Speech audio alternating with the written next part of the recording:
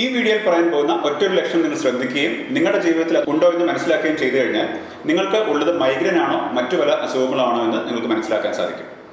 Migraine രോഗവുമായിട്ട് അല്ലെങ്കിൽ തലവേദനയുമായിട്ട് ചികിത്സയ്ക്കായിട്ട് നടക്കുന്ന ഒട്ടുമിക്ക ആളുകളുടെയും പരാതിയാണ് പലതരം ചികിത്സകൾ എടുത്തിട്ടും മാറുന്നില്ല, പലതരം മരുന്നുകൾ കഴിച്ചിട്ടും തലവേദനയ്ക്ക് യാതൊരു പ്രയോജനം ലഭിക്കുന്നില്ല എന്നുള്ളത്.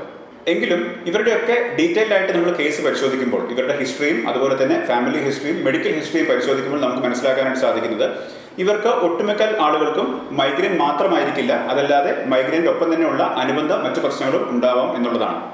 തലവേദനയുള്ള ആളുകളിൽ ചിലരെങ്കിലും കൃത്യമായിട്ട് ഒബ്സർവ് ചെയ്ത് നമ്മളോട് പറയാറുള്ള കാര്യമാണ്, ഡോക്ടറെ എനിക്ക് തലവേദനയുള്ള ദിവസം ഉറക്കം വരാറുണ്ട് എന്നും അതുപോലെ തന്നെ ഉറക്കം വരുന്ന അതല്ലെങ്കിൽ രാവിലെ എഴുന്നേറ്റ് ഒരു പകൽ സമയത്ത് നമുക്ക് കോട്ടുവ ഇടുന്ന അല്ലെങ്കിൽ യോണിങ് ചെയ്യുന്ന സമയത്ത് യോണിങ് ചെയ്യുമ്പോൾ തന്നെ അവർക്ക് അറിയാൻ സാധിക്കും അവർക്ക് ഉച്ചയ്ക്കോ വൈകുന്നേരമായിട്ട് പതുക്കെ തലവേദന വരുന്നുണ്ടെന്നുള്ളത്. ഇത്തരം എക്സ്പീരിയൻസ് ഉള്ള ആളുകൾ മനസ്സിലാക്കേണ്ടത് നിങ്ങൾക്ക് ഒരുപക്ഷെ മൈഗ്രെയിൻ ആയിരിക്കില്ല എന്നും ക്രോണിക് സൈനസൈറ്റിസ് എന്ന് പറയുന്ന ഒരു രോഗമാവാം എന്നുമാണ് മനസ്സിലാക്കേണ്ടത്.